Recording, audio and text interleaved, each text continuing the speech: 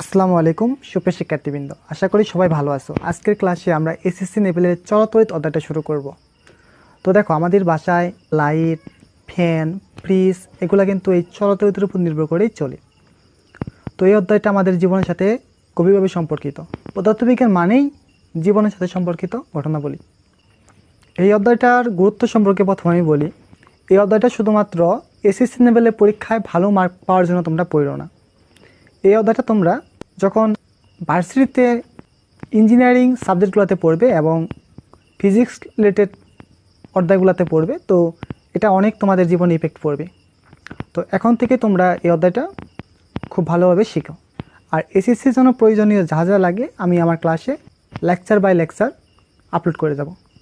তো এখন আমরা এই অধ্যায়ে আলোচনা শুরু করি। তো এই অধ্যায়ের আলোচনা শুরু করার আগে এই অধ্যায়ের সাথে সম্পর্কিত আরও একটি অধ্যায়, সেটা হলো স্থির তড়িৎ। সেই স্থির তড়িৎ আর চল তড়িৎটা একটু আলোচনা করি। দেখো, এখানে লেখা আছে স্থির তড়িৎটা কি। স্থির তড়িৎ যে তড়িতের আদান স্থির থাকে, যে তড়িতের আদান স্থির থাকে এবং কোনো পরিবাহিতে প্রভাবিত হয় না, তাই কি স্থির তড়িৎ। আর চল তড়িৎ কি, যে তড়িতের আদান কোনো পরিবাহীর মধ্য দিয়ে এক স্থান থেকে অন্য স্থানে প্রভাবিত হয়, তাই চল তড়িৎ। তার মানে স্থির তড়িৎটা কি, স্থির থাকবে, আর চল তড়িৎটা কি, প্রভাবিত হবে। তো দেখো, যেমন মনে করো একটা ব্যাটারি, এই ব্যাটারির মধ্যে কি বিদ্যুৎ শক্তি জমা আছে, তো এটা তো প্রভাবিত হতে পারতেছে না, প্রভাবিত হতে পারতেছে না। তো এখানে যে বিদ্যুৎটা জমা আছে সেটাই কি স্থির তড়িৎ। কিন্তু এখন দেখো, এই ব্যাটারি এইখানে, আমি চিত্র ভালো আঁকাতে পারি না, একটু বুঝে নিও। তো ধরলাম এখানে কি ব্যাটারির দুইটা প্রান্ত, এখানে প্রান্ত, একটা পজিটিভ প্রান্ত একটা নেগেটিভ প্রান্ত। তো একটা তার দ্বারা যুক্ত করলাম, তো এখানে একটা লাইট দিলাম।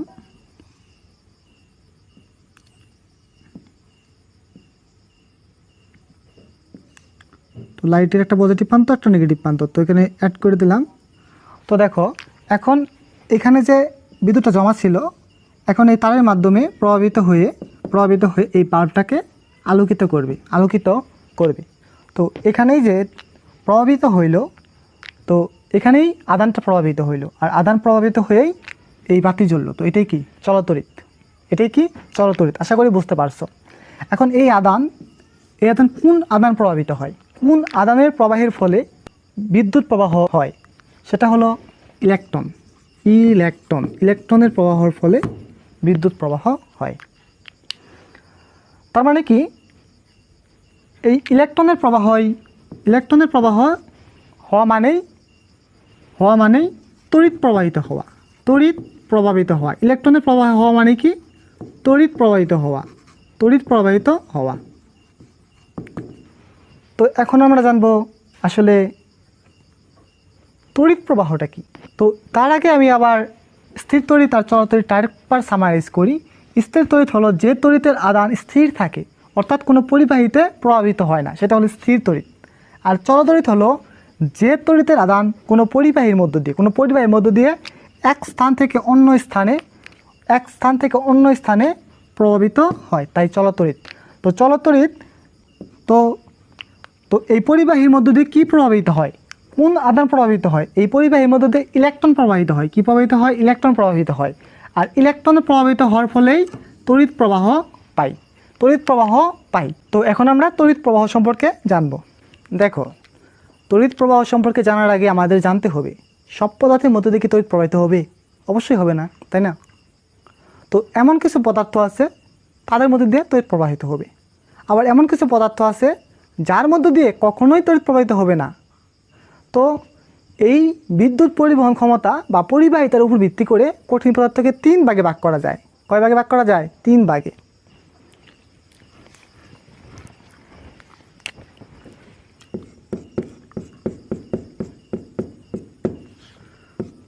তো পরিবাহিতা ধর্মের উপর ভিত্তি করে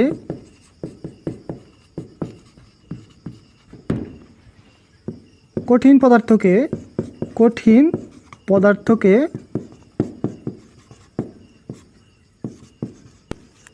তিন ভাগে ভাগ করা যায়, তিন ভাগে ভাগ করা যায়। পরিবাহিতা বা বিদ্যুৎ পরিবহন ক্ষমতার উপর ভিত্তি করে কঠিন পদার্থকে তিন ভাগে ভাগ করা যায়। তার মানে কিছু পদার্থ আছে যেগুলোর মধ্যে দিয়ে তড়িৎ প্রবাহিত হবে, আবার কিছু পদার্থ আছে যেগুলোর মধ্যে তড়িৎ প্রবাহিত হবে না। তো দেখো এই তিন ভাগ কী কী? তো এক নাম্বার ভাগটা হলো সুপরিবাহী, সুপরিবাহী, সুপরিবাহী, সুপরিবাহী অর্থাৎ যে সকল পদার্থের মধ্যে দিয়ে সহজেই বিদ্যুৎ চলাচল করতে পারে, সহজেই বিদ্যুৎ চলাচল করতে পারে, সহজেই বিদ্যুৎ চলাচল করতে পারে, তাই কি? তাই হলো সুপরিবাহী। যেমন যেমন তামা, তামা, সোনা, রূপা, অ্যালুমিনিয়াম, অ্যালুমিনিয়াম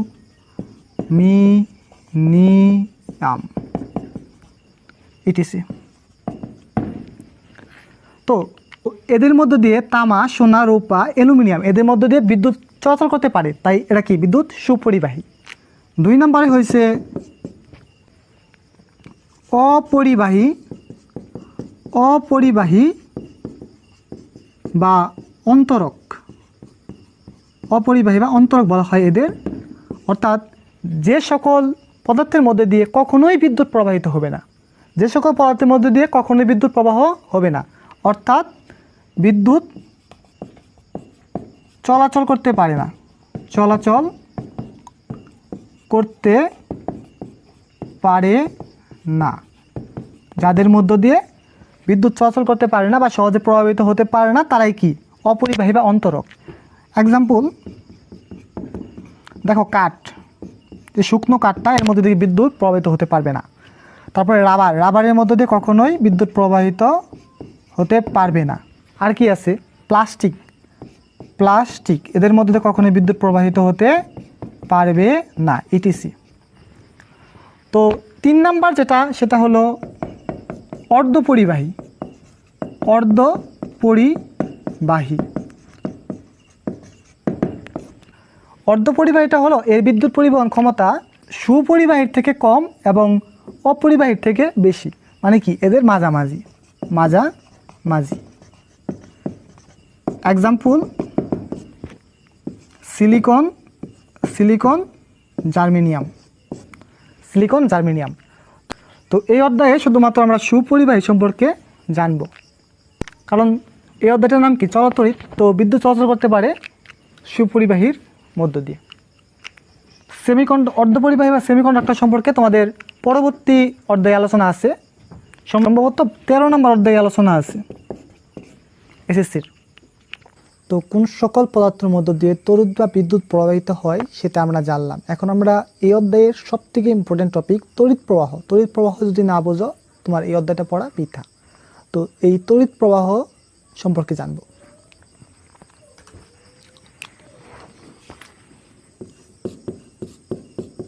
তড়িৎ প্রবাহ, তড়িৎ প্রবাহ। তো তড়িৎ প্রবাহকে প্রকাশ করা হয় আই দ্বারা, আই দ্বারা। তো এখন আমরা একটা পরিবাহী তার নেই। তো দেখো তড়িৎ কার মধ্য দিয়ে প্রবাহিত হয়? পরিবাহীর মধ্য দিয়ে। তো এই পরিবাহী তারটা তড়িৎ প্রবাহের পথ তৈরি করে, তড়িৎ প্রবাহের পথ তৈরি করে। তড়িৎ প্রবাহ মানে কি? ইলেকট্রনের প্রবাহ। যদি এটা এ বিন্দু হয় এবং এটা যদি বি বিন্দু হয়, এবং এই বিন্দুর একটা বিভব আছে, এ বিন্দুর একটা বিভব আছে, আর বি বিন্দুর একটা বিভব আছে। যদি এ বিন্দুর বিভব এবং বি বিন্দুর বিভব সমান হয়, তাহলে এখানে ইলেকট্রন ফ্লো হতে পারবে না, তার মানে এটা এই দুই বিন্দুর বিভব সমান হলে এখানে তড়িৎ প্রবাহিত হবে না।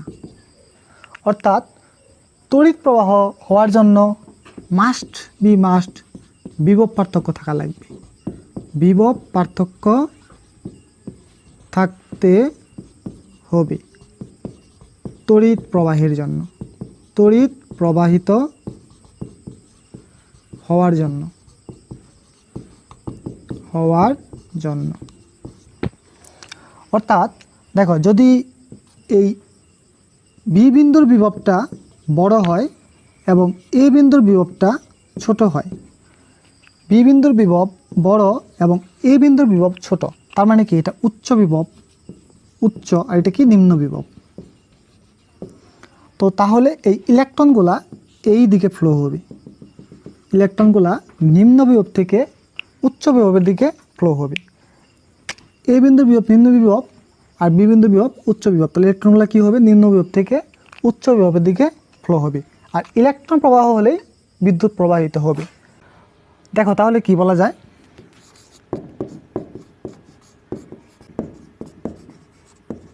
তো এখান থেকে আমরা কি শিখলাম, এখান থেকে আমরা শিখলাম ইলেকট্রন প্রবাহের দিক হলো নিম্ন বিভব থেকে উচ্চ বিভবের দিকে। ইলেকট্রন প্রবাহের দিক নিম্ন বিভব থেকে উচ্চ বিভবের দিকে। এখন ইলেকট্রন প্রবাহ হলেই তড়িৎ প্রবাহিত হয়, তার মানে কি তড়িৎ প্রবাহের দিক কি হবে, তড়িৎ প্রবাহের দিক নিম্ন বিভব থেকে উচ্চ বিভবে হওয়ার কথা ছিল না, নিম্ন বিভব থেকে উচ্চ বিভব, কিন্তু আসলে কি তাই? তো চলো এটা নিয়ে যে মতামতটা আছে সেটা এখন আমরা জানব। তড়িৎ প্রবাহের দিক,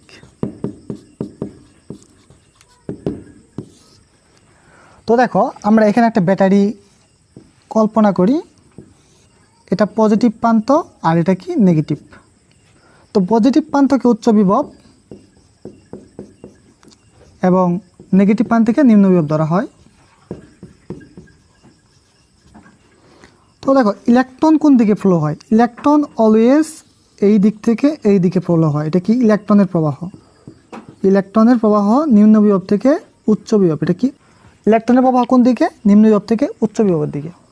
আর ইলেকট্রনের প্রবাহই কি, ইলেকট্রনের প্রবাহই তড়িৎ প্রবাহ, তড়িৎ প্রবাহ, তার মানে তড়িৎ প্রবাহিত হয় নিম্ন বিভব থেকে উচ্চ বিভবের দিকে। এটা হলো আধুনিক মতবাদ অনুযায়ী, আধুনিক মতবাদ অনুযায়ী, কিন্তু যখন তড়িৎ আবিষ্কৃত হয় তখন মনে করা হতো তড়িৎ প্রবাহ হয় ইলেকট্রনের উল্টো দিকে, ইলেকট্রনের উল্টো দিকে, অর্থাৎ তড়িৎ প্রবাহ হয় উচ্চ বিভব থেকে নিম্ন বিভবের দিকে। তো এটা কোন মতামত অনুযায়ী, তো এটা হলো সনাতন মতবাদ অনুযায়ী, সনাতন মতামত অনুযায়ী। যেহেতু আগে থেকেই এই মতামত অনুযায়ী তড়িৎ প্রবাহে সব কিছু বিবেচনা করে আসতেছি, এটা ভেবে আমরা সব কিছু পরিমাপ করতে পারি, তো আধুনিক মতবাদ অনুযায়ী এটা কারেক্ট হলেও এটাকে আর চেঞ্জ না করে এখন আমরা এটা ধরেই সকল কাজ চালিয়ে যেতে পারি, কোনো সমস্যা হয় না। তো তার মানে কি এই সনাতন মতামতই আমাদের গ্রহণযোগ্য, এটা ধরেই আমরা ম্যাথ করব। তার মানে এখান থেকে আমরা কি শিখলাম একটু সামারি লিখে দিই, সামারি। দেখো ইলেকট্রনের প্রবাহের দিক, ইলেকট্রন প্রবাহের দিক কোন দিকে, নিম্ন বিভব থেকে উচ্চ বিভব, উচ্চ বিভব। আর তড়িৎ প্রবাহের দিক, তড়িৎ প্রবাহের দিক উচ্চ বিভব থেকে নিম্ন বিভব। এটা কোন মতামত অনুযায়ী, এটা হলো সনাতন মতামত, সনাতন মতামত অনুযায়ী। আর আধুনিক মতামত অনুযায়ী, আধুনিক মতামত অনুযায়ী তড়িৎ প্রবাহের দিক হলো নিম্ন বিভব থেকে উচ্চ বিভব, উচ্চ বিভব। তো আমরা এটা বিবেচনা করেই ম্যাথ করব। এখন দেখো তোমাদের মনে প্রশ্ন আসতে পারে তড়িৎ প্রবাহ কি রাশি, স্কেলার রাশি নাকি ভেক্টর রাশি? তো এটাই এখন আমরা দেখব। তো ধরলাম এটা একটা ব্যাটারি, এখানে একটা তার যুক্ত করছি, তারটা এরকমভাবে পেছে যাইতে পারে না, যাইতে পারে। তার মানে দেখো এইখানে প্রতিনিয়ত দিক একটা চেঞ্জ হয়ে যাচ্ছে, দিক চেঞ্জ হয়ে যাচ্ছে, তাই না? তার মানে কি এটা ভেক্টর রাশি? এমনটা মনে হতে পারে না? পারে, কিন্তু আসলে তড়িৎ প্রবাহ একটি স্কেলার রাশি, স্কেলার রাশি। কিন্তু কেন?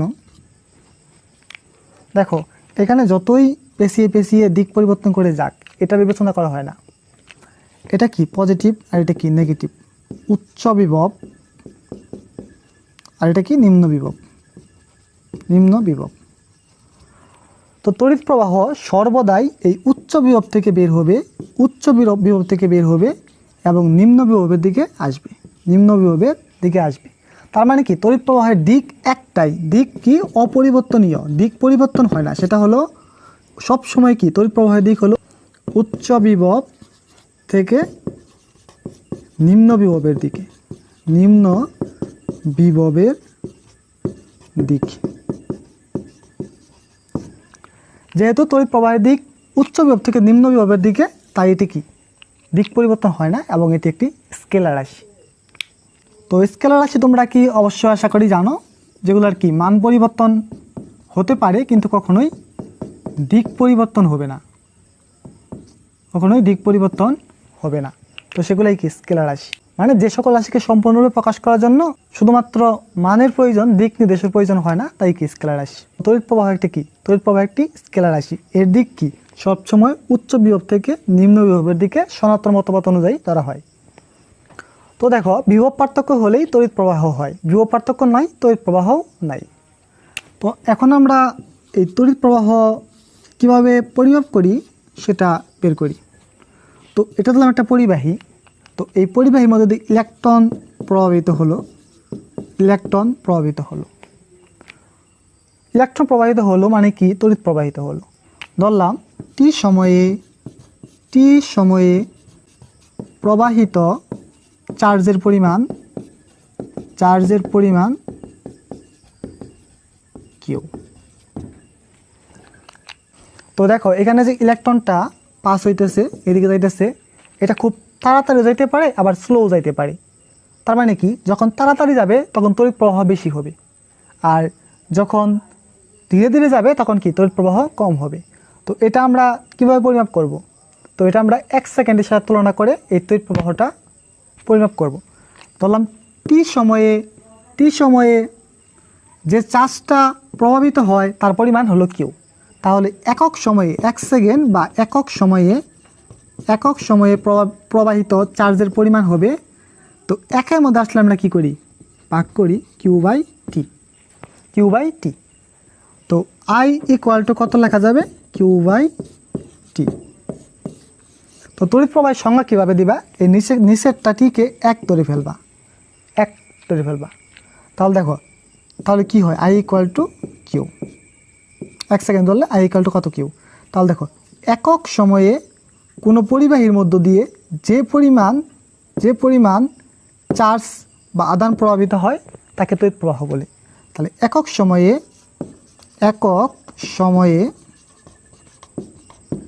কোনো পরিবাহীর মধ্য দিয়ে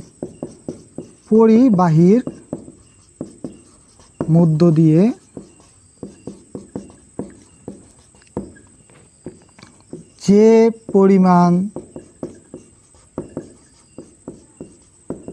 চার্জ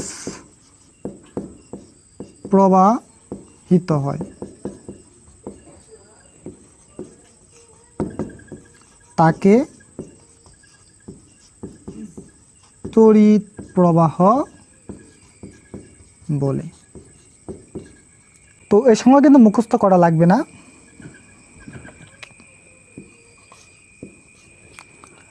শুধুমাত্র I equal to q by t এটা মনে রাখবা। মনে রাখা এটা 1 সেকেন্ড করলে আই ইকুয়াল টু কত হয়, কিউ হয়। তাহলে দেখো একক সময়ে কোনো পরিবাহীর মধ্যে দিয়ে, একটা পরিবাহীর মধ্যে তড়িৎ প্রবাহিত হবে, একক সময়ে কোনো পরিবাহীর মধ্য দিয়ে যে পরিমাণ চার্জ প্রভাবিত হয় ওইটাই কি, ওই পরিবাহীর তড়িৎ প্রবাহ।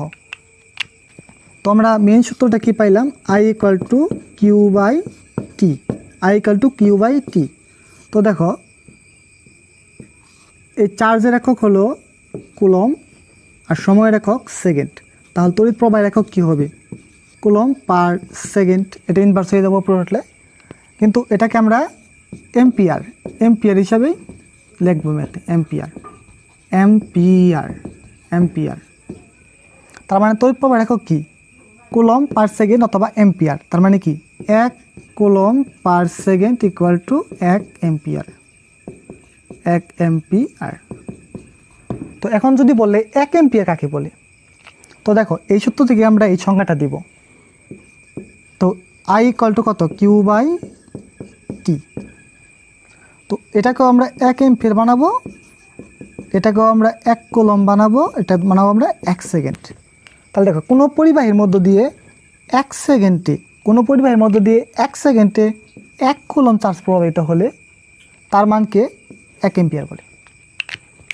তো এইটা দিয়েই এটা মনে রাখা যায়, এটা মুখস্থ করার প্রয়োজন নেই। তাহলে কোনো পরিবাহীর মধ্য দিয়ে অথবা কোনো পরিবাহী যে কোনো পথচারীদের মধ্য দিয়ে 1 সেকেন্ডে 1 কুলম্ব চার্জ প্রবাহিত হলে তার মানকে 1 অ্যাম্পিয়ার বলে।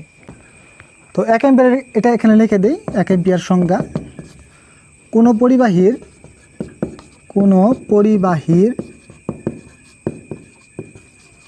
মধ্য দিয়ে 1 সেকেন্ডে 1 কুলম্ব চার্জ প্রবাহিত হলে তাকে 1 অ্যাম্পিয়ার বলে। তো দেখো এটা হলো I equal to q by t সূত্র আমরা শিখলাম। তো এখন দেখো এইটা একটা পরিবাহী, এই পরিবাহীর মধ্যে দিয়ে কি একটি ইলেকট্রন প্রবাহিত হয়? হয় না, অসংখ্য ইলেকট্রন প্রবাহিত হয়, অসংখ্য ইলেকট্রন প্রবাহিত হয়, অসংখ্য ইলেকট্রন। তার মানে দেখো একটি ইলেকট্রন প্রবাহিত বা ফ্লো হলে চার্জ কত? একটি ইলেকট্রন যদি প্রবাহিত হয় তাহলে কিউ ইকুয়াল টু কি লেখা যায়? একটি ইলেকট্রন চার্জই। এখানে ইলেকট্রন চার্জ কত? 1.6 ইন্টু 10⁻⁻19 কুলম্ব। নেগেটিভ, সামনে একটা মাইনাস চিহ্ন। তাহলে ইলেকট্রন চার্জ কত? -1.6 ইন্টু 10⁻⁻19 কুলম্ব। তো একটি ইলেকট্রন প্রবাহিত হলে বা ফ্লো হলে চার্জ ই। তাহলে যদি এক্ষেত্রে অসংখ্য ধরলাম n সংখ্যক ইলেকট্রন প্রভাবিত হইল, তখন চার্জ কত হবো? এই nটা গুণ হবে না, ne। তো দেখো I equal to q by t. এই কিউ ইকুয়াল টু কি? অসংখ্য ইলেকট্রন ফ্লো হয়, তো কিউ ইকুয়াল টু কত? ne/t।